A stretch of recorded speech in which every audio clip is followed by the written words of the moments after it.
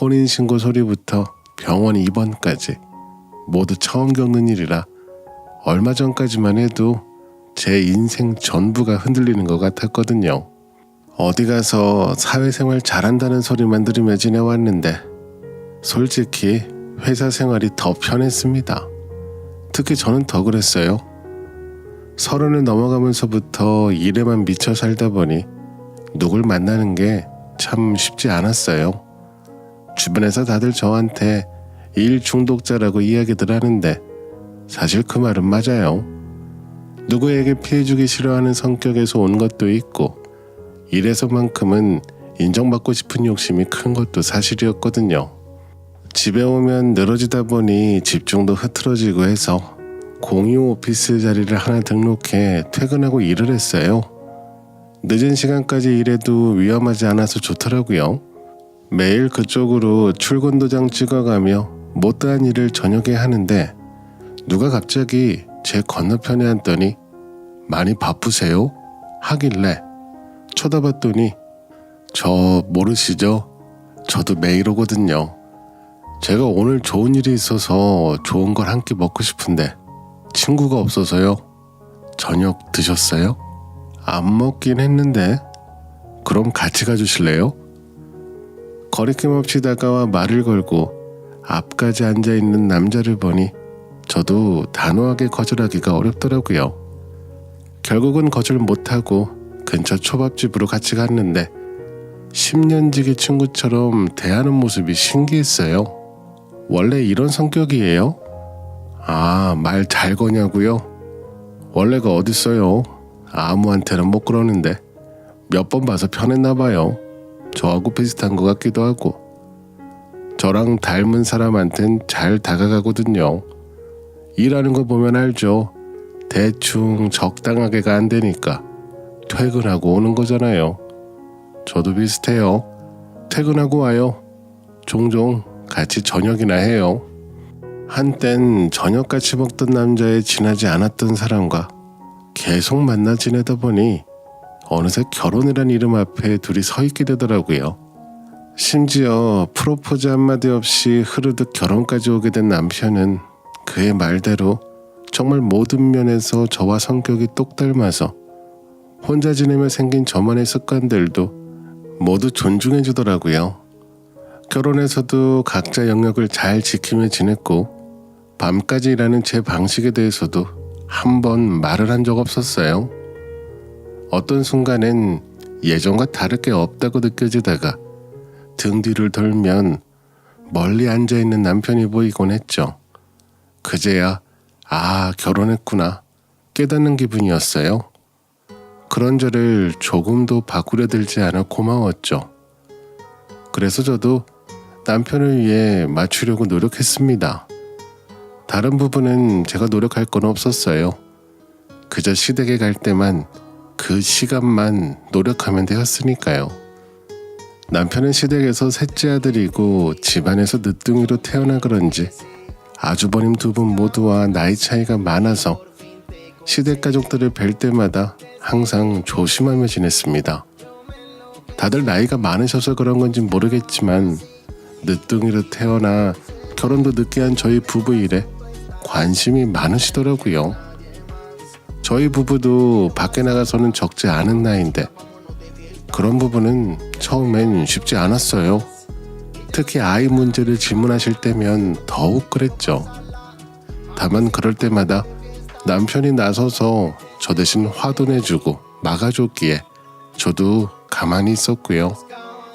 그날도 아이 문제로 남편이 시댁에서 한바탕 하고 돌아온 날이었는데 저에게 아이 갖는 거 어떻게 생각하냐며 물어보더라고요.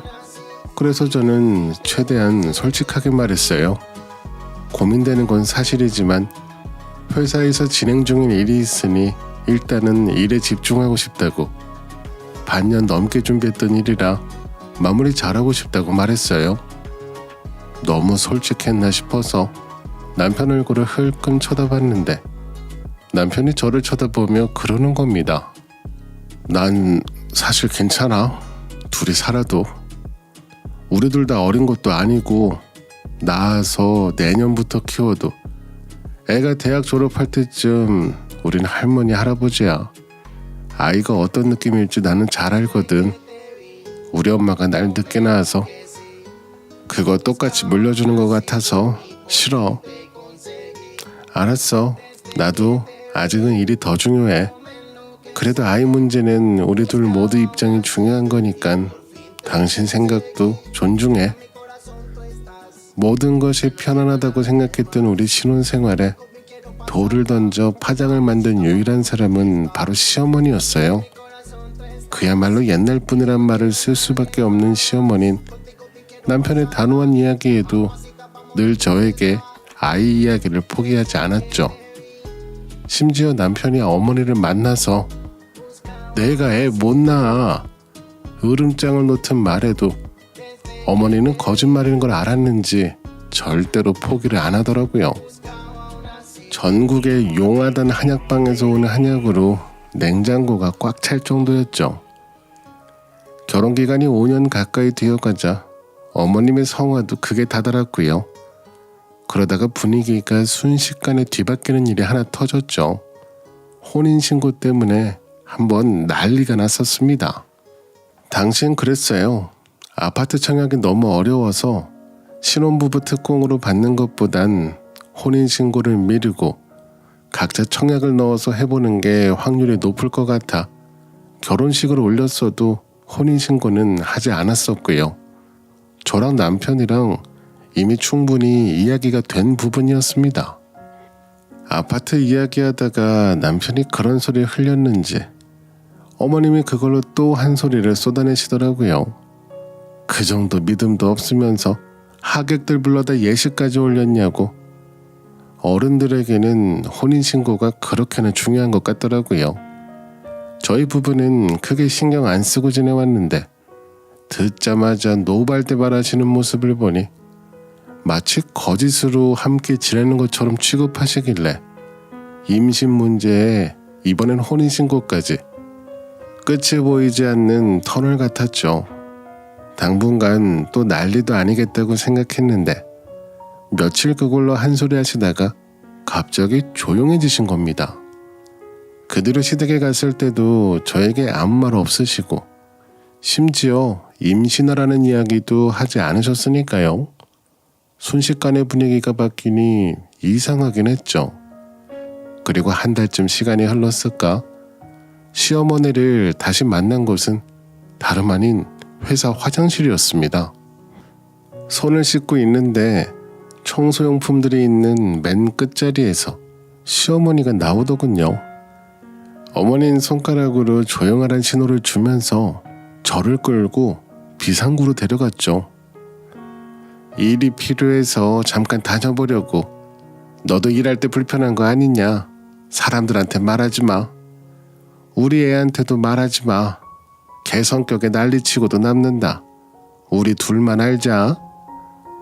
사실 어머니에게 일이 딱히 필요한 상황은 아니라 이게 우연인 건지 아니면 일부러 만든 상황인 건지 머릿속이 복잡했습니다. 무릎도 안 좋다는 분이 굳이 제 회사에 취직해 일을 하시는 건지 제 자리에 있는 쓰레기통 안에 편하게 쓰레기 하나도 잘 못 버리겠더군요. 아니나 다를까 한약 안 먹니? 내가 사준 봉지가 왜 안 나와? 아침에 빵 버렸다. 그런 거 먹으니까 애가 안 생기지. 밥으로 챙겨 먹어라. 시어머니의 감옥 안에 제 책상에 갇힌 기분마저 들었죠. 하루 내내 감시 속에서 지내며 괴로워하고 있는데 계속 마주치는 게 불편해서 결국은 옆 건물 화장실을 쓰며 회사 생활을 억지로 이어갔죠. 남편에게 말 못할 비밀이 생긴 것도 내내 찜찜한 상황이었지만 자기 밥벌이 한다는데 무슨 상관이냐는 어머님 말에도 딱히 반기래 들 만한 말이 없긴 하더라고요. 그리고 다음 날 저는 난생 처음으로 인사팀에 불려가서 아니 청소하는 이모님하고 대체 무슨 일이 있던 거예요? 오늘 울면서 오셨어요. 팀장님 때문에 너무 힘들어서 일을 더 못하겠다고요. 그분이 그래요? 요즘 갑질이냐면서 말 나오면 그쪽 업체도 강경하게 나올 수 있어요. 가능하면 젊은 분이 먼저 사과하시고 달래드리면 어때요? 알겠습니다. 괜히 일 복잡하게 해드려 죄송해요. 내 시어머니란 인간이 회사에서 날 나오게 하고 싶어서 저런 짓까지 한다고? 저 여자가 내 시어머니라고 소리를 지르고 싶을 정도로 속이 갑갑했습니다. 그리고 전 어머니가 혼자 있는 시간을 틈타 어머니가 쉬고 있는 화장실에 찾아갔죠. 어머니, 저 난처하게 이러지 마시고 할 말 있으면 하세요. 하지도 않을 짓을 했다고? 그럼 제 입장이 뭐가 돼요? 넌 네 입장만 대단히 중요하지. 그동안 내 입장은 속이 골마가는데도 끝까지 너는 일만 생각했어. 직장이 제일 중요하다며. 그래서 나도 무시하고 한번 해봤다. 그 모습을 보는데 아들 하나에 저 정도로 매달리는 신모가 짜증을 넘어서 순간 너무 한심하게 보이더라고요. 얼마나 자기 생활도 없고 할 일이 없으면 며느리에게 꽂혀서 직장까지 찾아와 저러나 싶었습니다.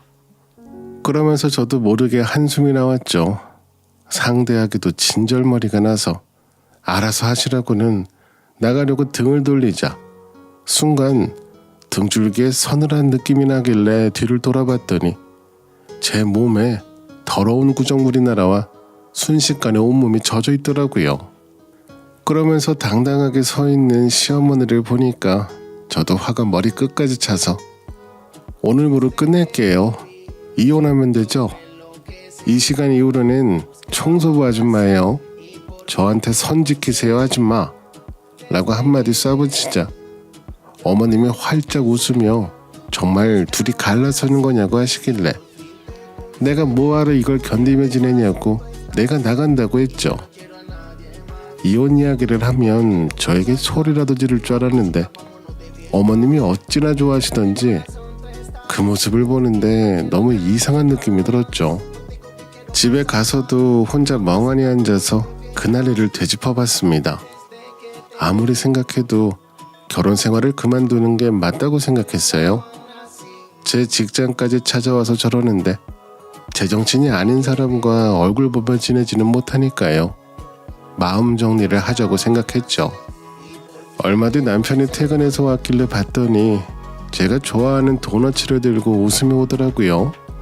동네 근처에 우리 데이트 때 먹던 도너츠 가게가 생겼다며 앞으로 살찌는 일만 남은 것 같다고 웃는데 저는 거기에 대고 이혼 이야기를 해야 하고 그 순간 눈앞이 핑 돌면서 온몸에 힘이 빠지는데 저도 모르게 눈이 감기는 것 같았습니다. 그리고 눈을 떠보니 병실이었어요.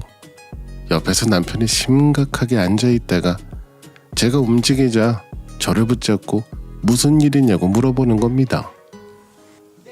아까 의사 선생님이 왔다 가셨는데 나보고 부부싸움 했냐고 물어보시더라.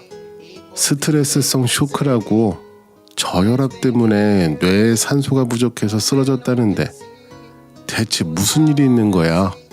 아직도 임신하라고 집에서 난리치시는 거야? 그래서 그날 회사에서 있던 일을 남편에게 다 이야기해줬어요. 어머님이 청소부 일까지 하면서 내 직장에 오셨다고 동료들 사이에서도 말이 많아서 요즘 드는 생각이 내 인생 전부가 흔들리는 기분이라고 덤덤하게 그리고 솔직히 다 이야기했습니다. 남편도 한동안 말이 없었고 그렇게 침묵만 흘렀죠. 사실 그 다음에 나올 말은 뻔했잖아요. 저도 알고 남편도 아는 것 같았어요. 얼마 뒤 병실문이 열리면서 어머님이 들어오시는데 보자마자 심장이 뛰고 머리가 아파오더라고요. 남편은 깜짝 놀라 일어나더니 이 시간에 왜 오셨냐고 어머님 앞을 막아섰는데 그 짧은 시간에 제가 또 봐버렸어요. 어머님이 웃고 계셨거든요. 며느리가 아프다는데 와서 확인이라도 해봐야 하지 않냐며 끝까지 안 나가고 버티시길래 제가 남편을 불러 말했습니다. 당신 나랑 쭉 같이 살고 싶냐고 나랑 사는 게 좋냐고 물었죠. 남편이 그렇다고 이야기하자 그럼 당신 어머님인 건 알겠는데 접근 금지 신청 좀 해야겠다고. 그래도 괜찮겠냐고 물었죠. 그 소리를 듣자마자 어머님이 뒤에서 코웃음을 치셨고요. 근데 남편이 그러는 겁니다. 당연히 받아야지. 내 손에서도 해결이 안 되고 저리 혼자 며느리 직장까지 찾아가시는데 내가 내일 변호사 만나볼게. 신경 쓰지 말고 쉬어. 엄마 빨리 나가요 당장. 내일 변호사 만나기 전에 시청부터 다녀오자. 미루지 말고 혼인신고해야겠다. 아파트 청약이든 분양이든 당신 같은 남편이면 지하실 단칸방에 살아도 좋으니 내일 환자복 입고서라도 무조건 갈 거고 아침에 시청 열리자마자 바로 가서 혼인신고하자. 그러자 남편이 알겠다고 당신 하자는 대로 다 하겠다고 하는데 어머님이 혼인신고 소리를 듣자 얼굴이 새파랗게 질리시더라고요. 저러다 스트레스성 쇼크가 오는 건 아닌가 싶었네요. 근데 뭐 병원이라서 큰 걱정은 없었어요. 그렇게 다음날 아침에 의사 선생님께 허락받고 시청에 가서 혼인신고했고요.